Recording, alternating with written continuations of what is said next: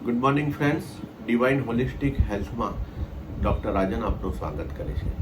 દર્શક મિત્રો, આજે આપણે આયુર્વેદની નસ્ય ચિકિત્સા વિશે જાણીશું. આપણે જોવા જઈએ છીએ કે ઘણા બધા મોટા શહેરોમાં આજે પ્રદૂષણની સમસ્યા બહુ કોમન થઈ ગઈ છે. જોઈએ છે કે એનો પોલ્યુશન ઇન્ડેક્સ ઘણો વધી જાય છે.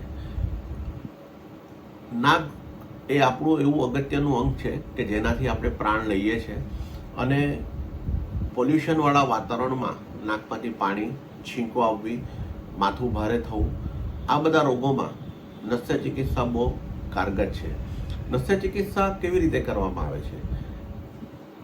અલગ અલગ પ્રકારના રોગ પ્રમાણે એનું એનાલિસિસ કરી સ્પેશિયલ પરિસ્થિતિમાં પેશન્ટને સુવડાવી છાતી પર અમુક તુલસીવાળા દ્રવ્યોનું મસાજ આપવાથી, માથામાં અમુક પ્રકારના તેલનું તુલસીયુક્ત દ્રવ્યોનું મસાજ આપવાથી એને અંદર રહેલા દોષો પીગળે છે અને આખરીમાં નાકમાં અમુક પ્રકારના ચૂરણ કે તેલ કે ઘી પાડવાથી એના દોષ સાઇનસમાંથી ક્લિયર અપ થાય છે અને તમને શરદી, ખાંસી, શ્વાસ જેવા રોગોમાંથી તમને મુક્તિ મળે છે.